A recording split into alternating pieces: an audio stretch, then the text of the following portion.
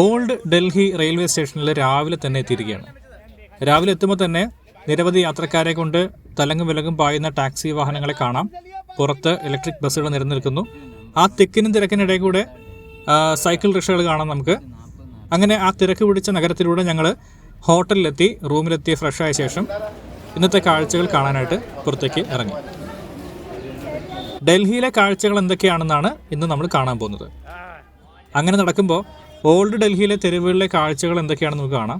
Cycle റിക്ഷകൾ ഒരു വശത്ത് ഇങ്ങനെ പാർക്ക് ചെയ്തിരിക്കുന്നു. അതിനോടൊപ്പം തന്നെ ഒരു വലിയ മാലിന്യ സംസ്കരണ പ്ലാന്റ് തന്നെ നഗരത്തിൻ്റെ ഹൃദയഭാഗത്ത് അവർ വെച്ചിട്ടുണ്ട്. ആ ഓൾഡ് ഡൽഹിയിൽ നിന്നും ഞങ്ങൾ ന്യൂ ഡൽഹിയിലേക്കുള്ള യാത്ര ആരംഭിച്ചു. സമയം ഏതാണ്ട് ഒരു 9 മണി, ഒരു ഓഫീസ് ടൈം ആണെങ്കിൽ പോലും വലിയ തിരക്കൊന്നും റോഡിൽ കാണാനുണ്ടായിരുന്നില്ല. വിശാലമായ റോഡുകളും പൊതുവെ നല്ല റോഡുകളായതുകൊണ്ട് യാത്ര വലിയ ബുദ്ധിമുട്ടൊന്നുണ്ടായിരുന്നില്ല.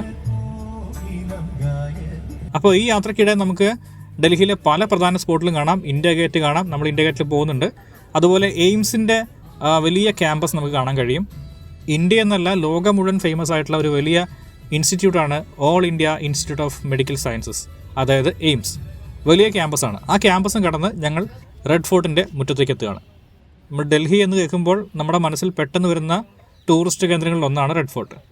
റെഡ് ഫോർട്ടിൻ്റെ ചരിത്രം പറയുകയാണെങ്കിൽ ഇന്ത്യയുടെ തലസ്ഥാനം ആഗ്രയിൽ നിന്നും ഡൽഹിയിലേക്ക് മാറ്റുന്നതിൻ്റെ ഭാഗമായിട്ട് 1639 മെയ് 12 ഷാജഹാൻ ചക്രവർത്തി കമ്മീഷൻ ചെയ്ത റെഡ് ഫോർട്ട് മുഗൾ ചക്രവർത്തിമാരുടെ താമസ സ്ഥലമായിട്ടായിരുന്നു ഉപയോഗിച്ചിരുന്നത്. താജ്മഹലിൻ്റെ ശില്പിയായിരുന്ന ഉസ്താദ് അഹമ്മദ് ലാഹോരി തന്നെയാണ് റെഡ് ഫോർട്ടിൻ്റെയും ശില്പി. പേർഷ്യൻ കൊട്ടാരങ്ങളുടെ വാസ്തുവിദ്യയുടെയും ഇന്ത്യൻ സംസ്കാരത്തിൻ്റെയും മനോഹരമായ കോമ്പിനേഷനാണിത്. 59 മുതൽ 108 വരെ അടി ഉയരമുള്ള റെഡ് ഫോർട്ട് 1950 മുതൽ ഇന്ത്യൻ ഗവൺമെൻറ്റിൻ്റെ കീഴിലാണ് സംരക്ഷിച്ചു പോരുന്നത്. ലാഹോരി ഗേറ്റ് എന്നറിയപ്പെടുന്ന റെഡ് ഫോർട്ടിൻ്റെ കവാടത്തിന് മുകളിൽ കാണുന്ന ഇന്ത്യൻ ഫ്ലാഗ് ആദ്യമായി ഉയർത്തുന്നത് 1947 ഓഗസ്റ്റ് 15 നമ്മുടെ ആദ്യ പ്രധാനമന്ത്രിയായ ജവഹർലാൽ നെഹ്റുവാണ്. അതിനുശേഷം എല്ലാ സ്വാതന്ത്ര്യദിനത്തിലും ഇന്ത്യൻ പ്രധാനമന്ത്രിമാർ ഇവിടെ ഫ്ലാഗ് ഉയർത്താറുണ്ട്. 2007 മുതൽ റെഡ് ഫോർട്ട് യുനെസ്കോയുടെ വേൾഡ് ഹെറിറ്റേജ് സൈറ്റുകളിൽ ഒന്നായിട്ട് ഇടം പിടിച്ചിട്ടുണ്ട്. ഇന്ന് റെഡ് ഫോർട്ട് ഇന്ത്യയിലെ ഏറ്റവും വലിയ സ്മാരകങ്ങളിലൊന്നാണ്. ആയിരക്കണക്കിന് സഞ്ചാരികളാണ് വർഷം തോറും ഇവിടെ എത്താറുള്ളത്. നമുക്കിനി അടുത്ത ലൊക്കേഷനിലേക്ക് പോകാം.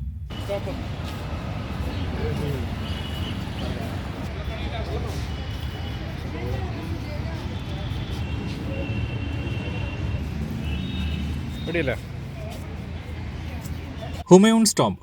മുഗൾ ചക്രവർത്തിയായിരുന്ന ഹുമയൂണിൻ്റെ ശവകുടീരം അദ്ദേഹത്തിൻ്റെ ആദ്യ ഭാര്യയായ ബേഗ ബീഗമാണ് പണി കഴിപ്പിച്ചത്.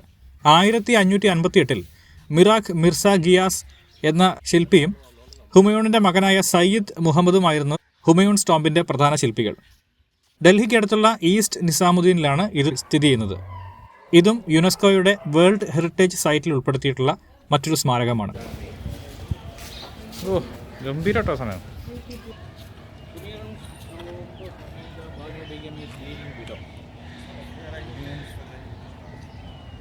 ഇവിടെ ഹുമയൂണിൻ്റേത് കൂടാതെ ഭാര്യമാരായ ബേഗ ബീഗത്തിൻ്റെയും ഹജ്ജി ബീഗത്തിൻ്റെയും ഹുമയൂണിൻ്റെ പുത്രപരമ്പരയിലെ ഡാറ ഷിക്കോയുടെയും മറ്റ് നിരവധി മുഗൾ ചക്രവർത്തിമാരുടെയും ശവകുടീരങ്ങൾ കാണാൻ കഴിയും. മധ്യ ഏഷ്യൻ, പേർഷ്യൻ, ഇസ്ലാമിക് ആർക്കിടെക്ചറുകളുടെ മനോഹരമായ സംഗമങ്ങളാണ് ഇവയിലെല്ലാം കാണാൻ കഴിയുക. ഹുമയൂണിൻ്റെ ടോംബിന് 154 അടി ഉയരവും 299 അടി നീളവുമാണുള്ളത്. മുകൾ ഭാഗത്തെ മകുടങ്ങൾ ഉൾപ്പെടെ പലതും മാർബിൾ കൊണ്ടാണ് ഉണ്ടാക്കിയിരിക്കുന്നത്. ചെറുതും വലുതുമായ പേർഷ്യൻ സ്റ്റൈൽ പൂന്തോട്ടങ്ങളും മറ്റ് ശവകുടീരങ്ങളും ഉൾപ്പെടെ 30 ഏക്കറോളം സ്ഥലത്താണ് ഈ പടുകൂറ്റൻ സ്മാരകം സ്ഥിതി ചെയ്യുന്നത്. ഇസാഖാൻ്റെ ശവകുടീരം, പള്ളി, ഹാലിമാസ് ടോംബ്, അഫ്സർവാല ടോംബ്, അറബ് സെറായി എന്ന റെസ്റ്റ് ഹൗസ്, നില ഗുംബാദ്, ചില്ല നിസാമുദ്ദീൻ ഓലി ഭവനം, ബാബറുടെ ശവകുടീരം എന്നിവയാണ് ചുറ്റുമുള്ള മറ്റ് സ്മാരകങ്ങൾ.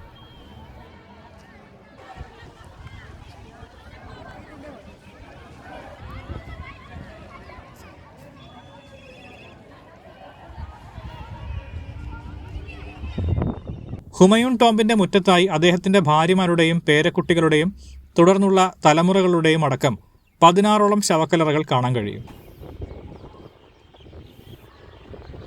താജ്മഹലിനെ ഏതൊരു തരത്തിലാണ് നമ്മൾ കാണുന്നത്, അതേ തരത്തിൽ തന്നെ കണ്ട് ആസ്വദിക്കേണ്ട ഒരു കാഴ്ചയാണ് ഹുമയൂൺസ് ടോംബിൻ്റെ നിർമ്മാണ രീതി. നല്ല പകൽ വെളിച്ചത്തിൽ ഏറ്റവും നല്ല കാഴ്ച സമ്മാനിക്കുന്ന ഹുമയൂൺസ് ടോംബ് നിങ്ങളുടെ യാത്രകളിൽ തീർച്ചയായിട്ടും ഉൾപ്പെടുത്തണം.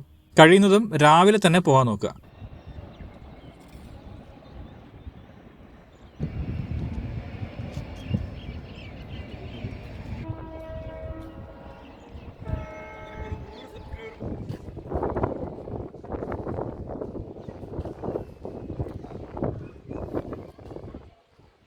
ഈ വലിയ കെട്ടിടത്തിനുള്ളിൽ ഹുമയൂണിനെ മറവ് ചെയ്തിരിക്കുന്ന സ്ഥലവും കാണാം. തെക്ക് വടക്ക് ആക്സിസിലാണ് അദ്ദേഹത്തെ കിടത്തിയിരിക്കുന്നത്. ഇസ്ലാമിക് കൾച്ചർ പ്രകാരം മുഖം മക്കയിലേക്ക് നോക്കുന്നത് പോലെ ചെരിച്ചാണ് വെച്ചിരിക്കുന്നത് എന്നാണ് പറയപ്പെടുന്നത്.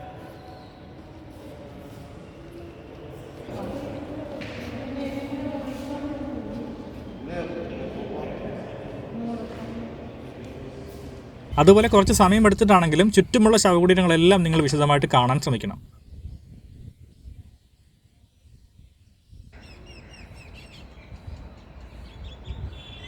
അതിൽ തന്നെ നിലാഗുംബാദിന് മുന്നിലെത്തിയപ്പോൾ ഒരു വിദേശ വനിത ഉണ്ടായിരുന്നു. പുള്ളിക്കാരി മാത്രമേ അവിടെ ഉണ്ടായിരുന്നുള്ളൂ. ഞാനവിടെ വീഡിയോയുമായിട്ട് ചെന്നപ്പോഴേക്കും പുള്ളിക്കാരി എന്നോട് ചോദിച്ചു, എന്താണ് ഇവിടെ ആരും വരാത്തത്? ഇത്രയും മനോഹരമായൊരു ശവകുടീരം ഇവിടെയും കൂടെ ഉള്ളപ്പോൾ ആരും വരാത്തെന്താണെന്ന് പുള്ളിക്കാരി അത്ഭുതപ്പെടുകയാണെന്ന് പറഞ്ഞു. എന്തായാലും യാത്രകളും കാഴ്ചകളും ഇഷ്ടപ്പെടുന്നവർ തീർച്ചയായിട്ടും ഹുമയൂൺസ് ടോംബിൻ്റെ എല്ലാ മുക്കും മൂലയും വിശദമായിട്ട് കണ്ട് ആസ്വദിക്കണം എന്നാണ് പറയാനുള്ളത്.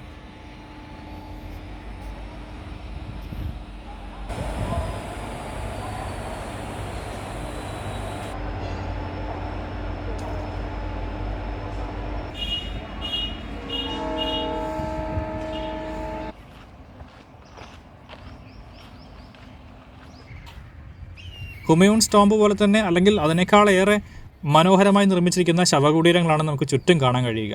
ഹുമയൂൺസ് ടോംബിലെ നിങ്ങളുടെ വിസിറ്റ് മുതലാവണമെങ്കിൽ ഈ ശവകുടീരങ്ങളെല്ലാം നിങ്ങൾ പോയി കണ്ടിരിക്കണം. അങ്ങനെ ഹുമയൂൺസ് ടോംബിനോട് ഞങ്ങൾ യാത്ര പറഞ്ഞ് അടുത്ത ലൊക്കേഷനിലേക്ക് പോവാണ്. നമ്മളിനി കുത്തബ് മിനാറാണ് കാണാൻ പോകുന്നത്. ഡൽഹിയിലെത്തുന്ന ഒരാളും മിസ്സാക്കാത്തൊരു സ്പോട്ടാണ് കുത്തബ് മിനാർ. നമ്മൾ കുത്തബ് മിനാർ കാണാൻ വേണ്ടി എത്തിയിരിക്കുകയാണ്. ഇവിടെ പാർക്കിംഗ് ഏരിയ ഉണ്ട്. അവിടെ വണ്ടി പാർക്ക് ചെയ്ത ശേഷം അതിൽ കയറണമെങ്കിൽ ഇതുപോലെ ടിക്കറ്റ് എടുക്കണം. ഫോറിൻ ടൂറിസ്റ്റിന് 600 രൂപ ആണ് റേറ്റ്. ഇന്ത്യൻ ടൂറിസ്റ്റിന് 40 രൂപയാണ് റേറ്റ്. ഇതിൽ നമുക്ക് ഓൺലൈനായിട്ട് അടയ്ക്കാനുള്ള സൗകര്യങ്ങൾ, QR കോഡ് സ്കാൻ ചെയ്ത് അടയ്ക്കാനുള്ള സൗകര്യങ്ങളെല്ലാം ഇവിടെ ഏർപ്പാടാക്കിയിട്ടുണ്ട്. ഇങ്ങനെ ഒരു ടോക്കൺ കിട്ടും.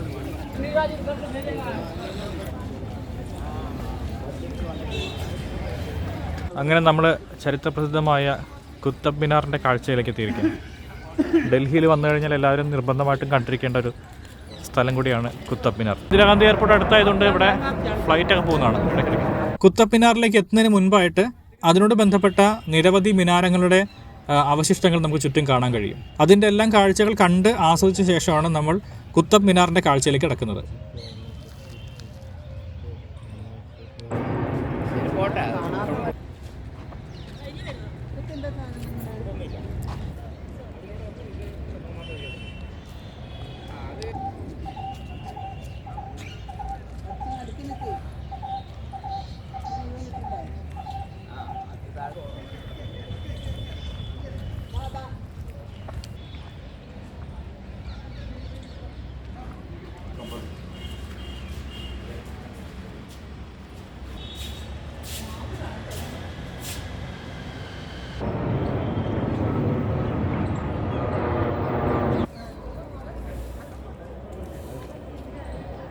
ആയിരത്തി 1199, 1220 കാലഘട്ടത്തിൽ നിർമ്മിക്കപ്പെട്ടുവെന്ന് വിശ്വസിക്കുന്ന കുത്തബ് മിനാർ ഡൽഹിയിൽ ഏറ്റവും കൂടുതൽ ടൂറിസ്റ്റുകൾ വിസിറ്റ് ചെയ്യുന്ന സ്ഥലമാണ്.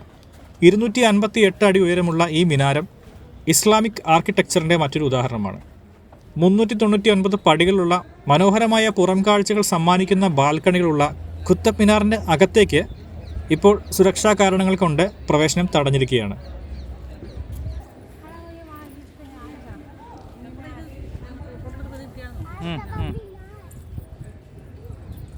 ആയിരത്തി 1199 തന്നെ നിർമ്മിക്കപ്പെട്ടതെന്ന് കരുതുന്ന ഒരു പള്ളിയും ഏതാണ്ട് അതേ കാലഘട്ടത്തിൽ തന്നെ നിർമ്മിച്ചതെന്ന് പറയപ്പെടുന്ന ഒരു ആരാധനാലയവും ചതുരാകൃതിയിലുള്ള അകത്തളങ്ങളും നമുക്ക് ഇവിടെ ചുറ്റും കാണാം. 27 ഹിന്ദു ജൈന ക്ഷേത്രങ്ങളിൽ നിന്നുള്ള ആശാരിമാർ ചെയ്ത കൊത്തുപണികൾ ഈ അകത്തളങ്ങളിൽ ഉണ്ടായിരുന്നതായിട്ട് രേഖകൾ പറയുന്നുണ്ട്. ഇവിടെ കാണുന്ന ഇരുമ്പ് തൂണിൽ AD 4-ാം നൂറ്റാണ്ടിൽ എഴുതിയ സംസ്കൃതത്തിലുള്ള എഴുത്തുകൾ കാണാമെന്നാണ് പറയുന്നത്. ആ എഴുത്തുകൾ പ്രകാരം വിഷ്ണുപാദമലയിൽ സ്ഥാപിച്ച വിഷ്ണുധ്വജമാണ് ഈ ഇരുമ്പ് തൂൺ എന്നാണ് കരുതുന്നത്. ബ്രിക്സ് കൊണ്ട് നിർമ്മിച്ചതിൽ വെച്ച് ലോകത്തിലെ ഏറ്റവും ഉയരമുള്ള ടവറാണ് കുത്തബ് മിനാർ. 2.7 മീറ്റർ മുതൽ 14.3 മീറ്റർ വരെയാണ് ഇതിൻ്റെ വ്യാസം. ബേസ്മെന്റ് മുതൽ മുകളിൽ വരെ 5 നിലകളുണ്ട്. നിരവധി ഹിന്ദു ജൈന ക്ഷേത്രങ്ങളിൽ നിന്നുള്ള കല്ലുകൾ ഇതിൻ്റെ നിർമ്മാണത്തിൽ ഉപയോഗിച്ചിട്ടുണ്ടെന്നും നിരവധി വിഗ്രഹങ്ങൾ മിനാരത്തിൻ്റെ കൊത്തുപണികളിൽ കാണാമെന്നും ഈ നിർമ്മിതി 5-ാം നൂറ്റാണ്ടിൽ വിക്രമാദിത്യ രാജാവാണ് നിർമ്മിച്ചതെന്നും തുടങ്ങി നിരവധി വിവാദങ്ങളും അവകാശവാദങ്ങളും കുത്തബ് മിനാറിനെ ചൊല്ലി ഇന്ന് നിലവിലുണ്ട്. 1946 ഒരു വിദേശ നടി കുത്തബ് മിനാറിൽ നിന്നും തൻ്റെ വളർത്തുനായ്ക്കൾക്കൊപ്പം താഴേക്ക് വീണു മരിച്ചിരുന്നു. 1981 മിനാരത്തിനുള്ളിലെ പടിക്കെട്ടുകളിലുണ്ടായ തിക്കിലും തിരക്കിലും പെട്ട് 45 പേരോളം മരണപ്പെട്ടിരുന്നു. തുടർച്ചയായ അപകടങ്ങളും ആത്മഹത്യകളും മൂലമാണ് കുത്തബ് മിനാറിൻ്റെ ഉൾഭാഗം നമുക്ക് മുന്നിൽ ഇന്നും അടച്ചിട്ടിരിക്കുന്നത്.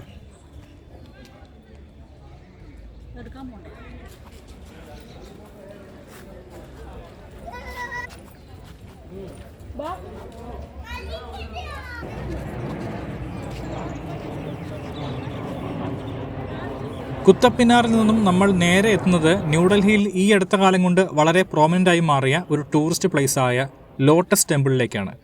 താമരപ്പൂവിൻ്റെ രൂപം തന്നെയാണ് പ്രധാന ആകർഷണ ഘടകം. 1986 നാടിനു സമർപ്പിക്കപ്പെട്ട ലോട്ടസ് ടെമ്പിളിൽ ജാതി മതഭേദമില്ലാതെ ആർക്കും പ്രവേശിക്കാം. 34 മീറ്റർ ഉയരവും 1300ഓളം പേർക്ക് ഇരിക്കാവുന്നതുമായ ഒരു വമ്പൻ ഹാളാണ് ഇതിനകത്തുള്ളത്. ഫരിബോസ് സാഹ്ബ എന്ന ഇറാനിയൻ ശില്പിയാണ് ഇതിൻ്റെ ആർക്കിടെക്ട്.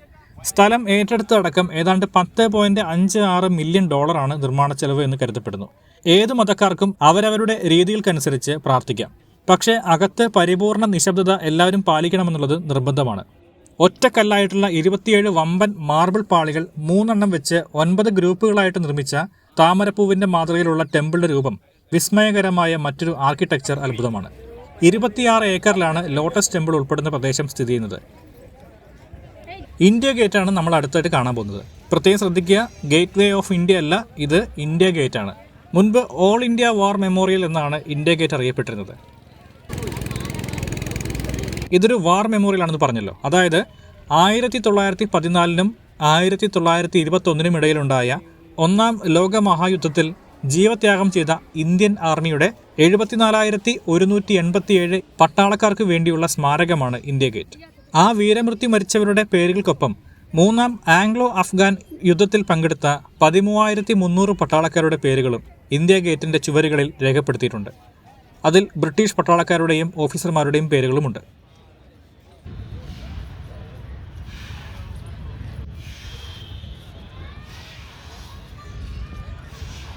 ഇന്ത്യ ഗേറ്റിന് അഭിമുഖമായി നേതാജി സുഭാഷ് ചന്ദ്രബോസിന്റെ പ്രതിമയുമുണ്ട്. റോമൻ ആർക്കിടെക്ചറിന്റെ മനോഹാരിതയാണ് ഇന്ത്യ ഗേറ്റിൽ കാണാൻ കഴിയുക. 1921 പണി കഴിപ്പിച്ച് 1931 ഇന്ത്യ ഗേറ്റ് നാടിന് സമർപ്പിക്കപ്പെടുന്നത്.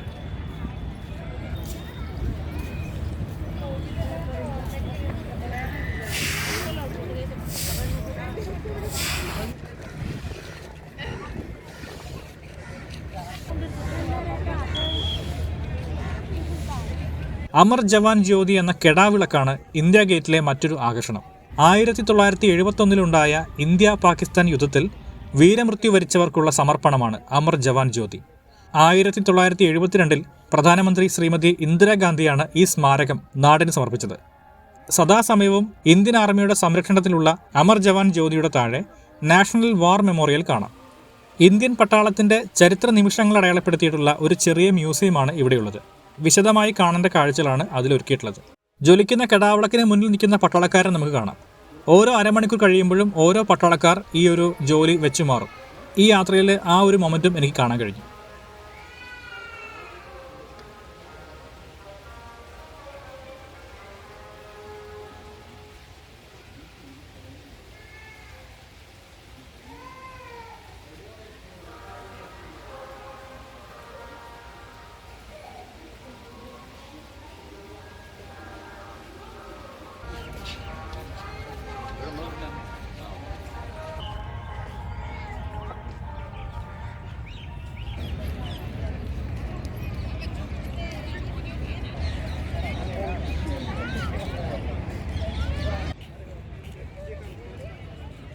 രാജ്യസ്നേഹവും ഭാരതീയനായി ജനിച്ചതിലുള്ള അഭിമാനവും തുളുമ്പി നിൽക്കുന്ന ഈ ഒരു അവസരത്തിൽ നമുക്കിനി അടുത്ത കാഴ്ചയായിട്ട് കാണേണ്ടത് തീർച്ചയായിട്ടും രാജ്ഘട്ടാണ്.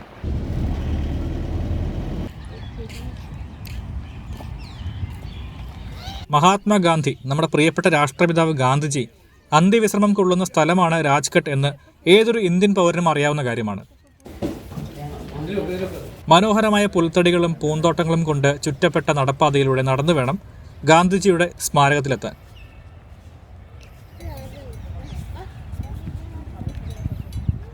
കറുത്ത മാർബിൾ കൊണ്ട് നിർമ്മിച്ച ഹേ റാം എന്ന് എഴുതിയ തറയിൽ സദാസമയവും ജ്വലിക്കുന്ന മറ്റൊരു കെടാവിളക്ക് കാണാം.